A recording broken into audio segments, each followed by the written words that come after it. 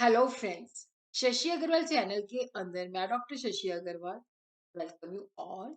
आज का जो हमारा सब्जेक्ट है that is the management of human resource, जिसके अंदर we are going to understand a very significant topic that is the HRM environment. What are the changes which are taking place in the environment, वो किस तरह से HRM function को effect करती है। अगर मेरा ये एफर्ट आपको सही लगता है तो डू लाइक माय वीडियो, इसको शेयर कीजिए और मेरे चैनल शशि अग्रवाल को सब्सक्राइब। तो this is my app Edusum app, जिसको गूगल प्ले स्टोर से बड़ी आसानी के साथ डाउनलोड कर सकते हो।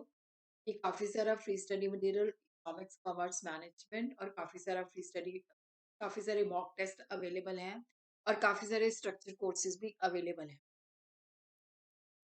So what is the meaning of environment? देखो, इन्वायरमेंट के अंदर जो चेंजेस होती हैं, चाहे वो इंटरनल इन्वायरमेंट के अंदर है, चाहे वो एक्सटर्नल इन्वायरमेंट के अंदर है, तो उससे हमारी ऑर्गेनाइजेशन इन्फ्लुएंस होती है। जैसे कोविड-19 ने काफी इकोनॉमी को भी इफेक्ट किया और ऑर्गेनाइजेशन, हर एक ऑर्गेनाइजेशन को इफेक्ट किया, क्योंकि उसमें ये था कि हम ऑफिस जा नहीं सकते थे।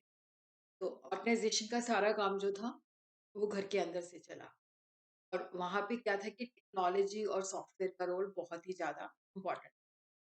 तो whatever changes they are taking place, तो ऑर्गेनाइजेशन को उसी के मुताबिक अपने आप को मोल्ड करना पड़ता है। और अगर ऑर्गेनाइजेशन की ग्रोथ, ऑर्गेनाइजेशन चाहती है कि वो बुलंदी तक जाए, सक्सेसफुल हो, ग्रोथ अचीव करे, तो उसको इन्वायरमेंट के जो फैक्टर्स हैं अंडरस्टैंड करने पड़ते हैं। देखना पड़ता है कि इन्वायरमेंट के अंदर से कौन सा रेलिवेंट इन्वायरमेंट है जो उसको इन्फ्लुएंस करता है। और बिजनेस इन्वायरमेंट के अंदर कॉन्टिन्यूशन में चेंजेस आ रही हैं, तो इसलिए मैनेजमेंट को प्रोएक्टिव होना पड़ता है। ये नहीं कि चेंजेस हिट करे, दैट इज रिएक्टिव। वो उसी सिचुएशन में होता है कि जब चेंजेस जो होती हैं, मतलब जो इन्वायरमेंट है वो स्टेबल है, बट इन्वायरमेंट तो स्टेबल नहीं है, उसके अंदर तो चेंजेस हो रही हैं। तो इस वजह से management has to adopt a proactive approach. इसका मतलब है कि अलर्ट रहना पड़ता है। तो जो जो लगता है कि जो जो चेंजेस अकर कर रही हैं, साथ के साथ उसको इमीडिएटली उनका जो लॉन्ग टर्म कॉन्सिक्वेंसेस है उसको देखते हुए अपने आप को एडजस्ट, मॉडिफाई करना पड़ता है, डेवलप करना पड़ता है। जब हम इन्वायरमेंट की बात करते हैं तो aggregate of the conditions, events और इन्फ्लुएंस जो एक बिजनेस को सराउंड करती है, बिजनेस को इन्फ्लुएंस करती है। इन्वायरमेंट जो है दो तरह का होता है, external environment and internal environment. External environment जो होता है, जो कि ऑर्गेनाइजेशन के बाहर होता है, तो यहाँ पे we have to understand what is happening in the outside organisation. चाहे वो गवर्नमेंट की पॉलिसी है, चाहे वो ग्लोबलाइजेशन की वजह से इम्पैक्ट आ रहा है, क्या वो हमें इंडिपेंडेंटली आइसोलेशन में, या बहुत सारे फैक्टर्स मिलके हमारी ऑर्गेनाइजेशन को इफेक्ट कर रहे हैं। तो जब हम एक्सटर्नल इन्वायरमेंट की डिटर्मिनेंट स्टडी करते हैं तो economic factors, political legal factors, social and cultural factors, technological factors, union and professionalism. External environment को हम क्यों स्टडी करते हैं, इसके पीछे लॉजिक क्या होता है कि why do we stand the external environment, what is happening in the external environment, उसको स्टडी करना, उसके मुताबिक अपने आप को मॉडिफाई करना क्यों नेसेसरी होता है। तो हम देखते हैं कि जो एक्सटर्नल इन्वायरमेंट है उसके अंदर से हमें आइडेंटिफाई करना पड़ता है रेलिवेंट इन्वायरमेंट, जो हमारी ऑर्गेनाइजेशन की पॉलिसीज को इन्फ्लुएंस करता है। और उसी तरह ही जो हमारी इंटरनल रिक्वायरमेंट है, दोनों को मैच करके, दोनों को कोलैबोरेट करके हम अपने ऑर्गेनाइजेशन के गोल्स को किस तरह से एफिशिएंटली और इफेक्टिवली अचीव कर सकते हैं। इकोनॉमिक फैक्टर जो कि एचआर फंक्शन को इन्फ्लुएंस करते हैं और जिसके अंदर मेन जो होते हैं supplier, customer, competitor, globalisation. Supplier देखो, वो जो हमें एचआर, जो ह्यूमन रिसोर्सेज हमें प्रोवाइड करते हैं, universities, college, employment exchanges, training institute, consultancy firms etcetera. Customer, they are the king, they want the quality product at the reasonable price. तो अगर हमने कस्टमर को सेटिस्फाई करना है तो हमारे पास हमारी मैन पावर इतनी अच्छी होनी चाहिए जो क्वालिटी प्रोडक्ट प्रोवाइड करे, उनको सेटिस्फेक्शन दे, जो डिलाइट दे, उनकी रिक्वायरमेंट को अंडरस्टैंड करे। इसी तरह कंपटीशन जो है that plays a very important role, क्योंकि जैसे जैसे कॉम्पिटिटर बढ़ते जाएंगे तो हमें उनकी जो एचआर पॉलिसीज है वो देखनी पड़ेगी कि किस तरह से वो लोगों को अट्रैक्ट करते हैं, रिटेन करते हैं। तो स्टाफिंग फंक्शन की इम्पोर्टेंस और बढ़ जाएगी। और यहाँ पे क्या है कि हमें भी ऐसी ही पॉलिसी, वैसे ही कंपनसेशन ज़्यादा देना पड़ेगा, ताकि लोगों को हम मोटिवेट कर सकें, लोगों को हम रिटेन कर सकें। इसी तरह जो ग्लोबलाइज़ेशन है, जो विश्व के अंदर चेंजेज़ आ रहे हैं, क्योंकि अब हमारी क्या है कि जो ऑर्गनाइज़ेशन है, क्योंकि उनका जो काम है दूसरे देशों में भी फैल गया है, दूसरे देश के भी जो यूनिट्स हैं, वो हमारे देश के अंदर एस्टेब्लिश हैं। तो यहाँ पे एचआर मैनेजर को बहुत ही उसका जो रोल होता है, बहुत ही इम्पोर्टेंट होता है।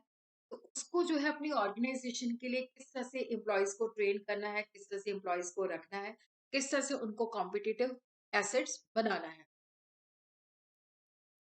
तो एक्सटर्नल एनवायरनमेंट के अंदर पॉलिटिकल लीगल फैक्टर्स जिसके अंदर क्या होता है कि हमारी ऑर्गेनाइजेशन जो है किस तरह के पॉलिटिकल एनवायरनमेंट के अंदर है, ये जो रूलिंग पार्टी है क्या वो स्टेबल है, क्योंकि अगर स्टेबल होगी तो उसकी पॉलिसीज उसके लॉ जो है स्टेबल होते हैं। तो पॉलिटिकल लीगल एनवायरनमेंट जो है, जो पॉलिटिकल इंस्टीट्यूशन है उसका एसआरएम फंक्शन के ऊपर क्या इम्पोर्टेंट है, क्योंकि जो भी चेंजेस आ रहे हैं, क्योंकि बहुत सारे लॉज होते हैं जो हमारे ऑर्गेनाइजेशन की जो पर्सनल पॉलिसीज हैं वो इफेक्ट करते हैं। Planning, recruitment, selection, placement, training, remuneration, employ relation etcetera. तो they are governed by various laws. तो यहाँ पे जो भी लॉ के अंदर चेंजेस आती हैं, तो उसी के अकॉर्डिंगली हमें अपने आप को इमीडिएटली जो है अडेप्ट करना पड़ता है। Important legislation, factory act, trade union act, payment of wages act, minimum of wages act, maternity benefit, Apprentice Act, Employee State Insurance, Workmen's Compensation, the Payment of Bonus Act, the Payment of Gratuity Act, Industrial Employment Standing Order। उसी तरह social and cultural factor, जो social values के अंदर changes आ रही है, तो वो भी हमें अंडरस्टैंड करना पड़ता है। Social impacts have to be evaluated before taking any action programme. Society का मतलब क्या होता है कि जैसे हमारे जो एम्प्लॉयज हैं किस तरह के सराउंडिंग में रहते हैं, उनका फ्रेंड सर्कल क्या है, रिलेटिव्स क्या है, नेबर्स क्या है, किस तरह से उनका जो सोशल सेटअप है उनकी वैल्यू सिस्टम को, उनकी थिंकिंग को, उनकी आउटलुक को इन्फ्लुएंस करता है। एचआर मैनेजर को कि जो भी हम काम करते हैं तो उसमें हम ये भी देखते हैं कि सोसाइटी के ऊपर उसका इम्पैक्ट क्या है। तो HR manager have to understand the relevance of conducting their business in a socially relevant and responsible manner. जो भी वो पॉलिसी बनाते हैं वो देखते हैं कि सोसाइटी को किसी गलत तरीके से मतलब इफेक्ट तो नहीं करती। उसी तरह कल्चरल लोगों का अंडरस्टैंड करना पड़ता है, क्योंकि कल्चर की वजह से क्या होता है कि हमारे सर्टन बिलीव्स होते हैं, हमारा वैल्यू सिस्टम होता है और हमारी एक पर्सनैलिटी होती है।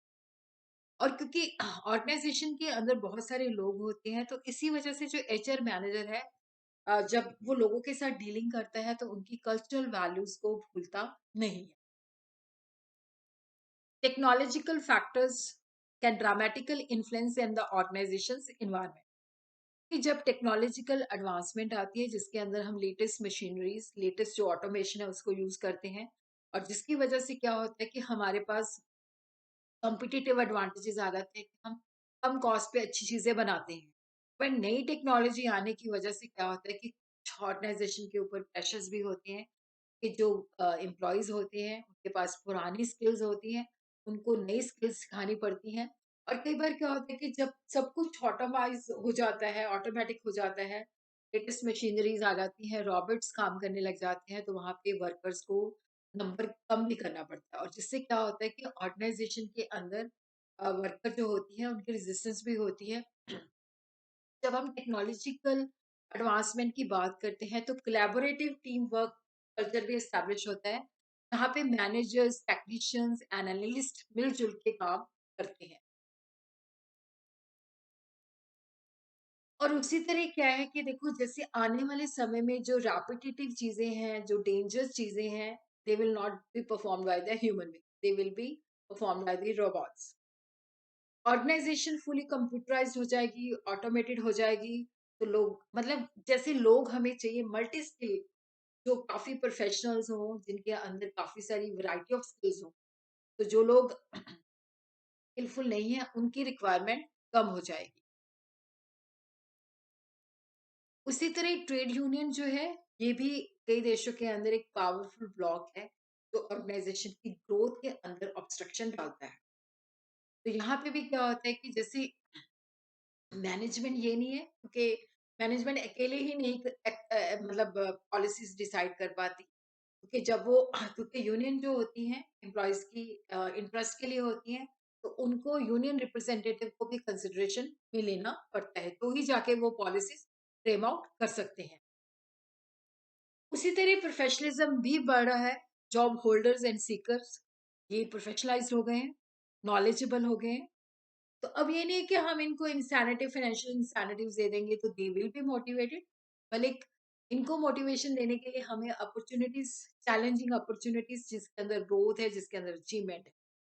और उसी तरह क्या है कि मॉडर्न एम्प्लॉयी जो होते हैं, वो जॉब हॉपिंग और रूटलेसनेस के अंदर बिलीव करते हैं, तो कंपनी को बहुत सारे एफर्ट्स करने पड़ते हैं ताकि एम्प्लॉयी जो है रिटेन रहे और कंपनी के अंदर ही उनकी एंगेजमेंट और लॉयल्टी बढ़ जाए। अब हम देखते हैं इंटरनल एनवायरनमेंट। इंटरनल एनवायरनमेंट के अंदर वो फैक्टर्स आ जाते हैं जो विद इन दी ऑर्गेनाइजेशन के अंदर से होते हैं। मिशन क्या है, पॉलिसीज क्या है, ऑर्गेनाइजेशन कल्चर क्या है, ऑर्गेनाइजेशन के अंदर जो कॉन्फ्लिक्ट होती है, एचआर सिस्टम है, वो सारा इंटरनल एनवायरनमेंट है। मिशन होता है कि हमारी ऑर्गेनाइजेशन का पर्पस क्या है, क्योंकि मिशन से ही ऑर्गेनाइजेशन की एग्जिस्टेंस का पता चलता है। मिशन स्टेटमेंट हमें बताता है कि ऑर्गेनाइजेशन की नेचर क्या है, ये क्यों एग्जिस्ट करती है और ये सोसाइटी को क्या कंट्रीब्यूट करेगी। उसी तरह क्या होता है कि जो मिशन स्टेटमेंट होती है उसी के मुताबिक लोग काम करते हैं, अपने काम को खत्म करते हैं। तो मिशन जो होती है लोगों की फिलॉसफी, लोगों की कमिटमेंट जो है उसको इन्फ्लुएंस करती है। पॉलिसीज ये गाइड मैप्स होती हैं जो बताती हैं कि ऑर्गेनाइजेशन इस डायरेक्शन में जाएंगे। ऑब्जेक्टिव जो होते हैं वो हमें बताते हैं कि these are the end point जो हमने अचीव करने हैं। और जो रास्ता है वो हमें पॉलिसी बताती है। तो ऑर्गेनाइजेशन के अंदर जो एचआर की इम्पोर्टेंट पॉलिसी होती है कि एम्प्लॉयज को हमने सेफ वर्किंग कंडीशन कैसे देनी है और उनका पोटेंशियल कैसे यूज करना है, कंपनसेशन कैसे देना है, प्रमोशनल एवेन्यू कैसे देना है। ऑर्गेनाइजेशन कल्चर, तो ऑर्गेनाइजेशन कल्चर होता है कि लोगों की वैल्यू सिस्टम क्या है, बिलीव क्या है। तो ये ऑर्गेनाइजेशन का जो कल्चर है वो पर्सनालिटी को डिपेक्ट करता है। तो ऑर्गेनाइजेशन के अंदर किस तरह का कल्चर है और किस तरह का कल्चर हमें बनाना चाहिए, कंड्यूसिव बनाना चाहिए, ताकि लोग जो है वहाँ पे स्मूथली काम कर सकें। क्योंकि ऑर्गेनाइजेशन के अंदर डाइवर्स लोग काम करते हैं, they come from the different background, gender diversity होती है, कल्चर डाइवर्सिटी होती है, तो किस तरह से उस डाइवर्सिटी को मैनेज करना है, किस तरह से कंड्यूसिव कल्चर जो है क्रिएट करना है। अब ऑर्गेनाइजेशन के अंदर देखो क्या है कि जहाँ पे हम जैसे पंजाबी हैं तो कहते हैं कि जिथे तो पांडे होंगे खड़क रही है। ऑर्गेनाइजेशन के अंदर लोग काम करते हैं तो डेफिनेटली वहां पे कॉन्फ्लिक्ट होगी और ये कॉन्फ्लिक्ट के बहुत सारी रीजन होती है और ये कॉन्फ्लिक्ट फंक्शनल भी हो सकती है, डिसफंक्शनल भी हो सकती है। कॉन्फ्लिक्ट का मतलब होता है कि कहाँ पे लड़ाई झगड़ा है। पर्सनल गोल और ऑर्गेनाइजेशन गोल में भी हो सकती है conflict, short term long term goal में भी हो सकती है। Personal ethics, organisation ethics, authority versus responsibility में भी हो सकती है। तो ऑर्गेनाइजेशन कॉन्फ्लिक्ट जो है इस किस तरह की है और किस तरह से ये हमारी ऑर्गेनाइजेशन को इफेक्ट करती है। ऑर्गेनाइजेशन स्ट्रक्चर का मतलब है कि देखो हमारा जो ऑर्गेनाइजेशन के अंदर अथॉरिटी रिस्पॉन्सिबिलिटी रिलेशनशिप क्या है। अगर टॉलर है या पिरामिड सिस्टम है तो वहां पे क्या होता है कि ज्यादा ब्यूरोक्रेसी, ज्यादा लेवल्स होते हैं और ये वहां पे अडॉप्ट होते हैं जहाँ पे लेबर ओरिएंटेड होते हैं। फ्लैट ऑर्गेनाइजेशन जहाँ पे क्या होता है कि कम्युनिकेशन डिसेंट्रलाइजेशन होता है, तो ये टेक्नोलॉजिकल ओरिएंटेड कंपनीज के लिए सुटेबल होता है। तो टेक्नोलॉजिकल ओरिएंटेड कंपनीज के अंदर क्या होता है कि ज्यादातर वो फ्लैटर ऑर्गेनाइजेशन होनी चाहिए जहाँ पे कम्युनिकेशन जो है स्मूथली हो सके। एचआर सिस्टम के अंदर देखो डिपेंड करता है कि ऑर्गेनाइजेशन के अंदर एक प्रॉपर मेथोडोलॉजी क्या है, प्रॉपर सिस्टम क्या है, इस तरह से recruitment policy, selection policy, training, compensation वगैरह डेवलप होती है। और उसी तरह एचआर ऑर्गेनाइजेशन के अंदर आजकल क्योंकि ह्यूमन बींग्स को डेवलप किया जाता है क्योंकि दे आर द एसेट, दे उनके बेसिस पे हम कॉम्पिटिटिव एडवांटेजेस ले सकते हैं। किस तरह से जो लोग हैं उनको डिसीजन मेकिंग के अंदर इन्वॉल्व करना है, किस तरह से उनको कॉन्शियस क्वालिटी सर्कल बनाना है ताकि वो अपने आप पे जीरो डिफेक्ट जो है चीजें प्रोड्यूस कर सके। और किस तरह से क्या है कि कम्युनिकेशन का फ्लो जो है स्मूथ होना चाहिए। तो एचआर सिस्टम के अंदर जो भी वेरियस इश्यूज होते हैं उन सबको हैंडल किया जाता है।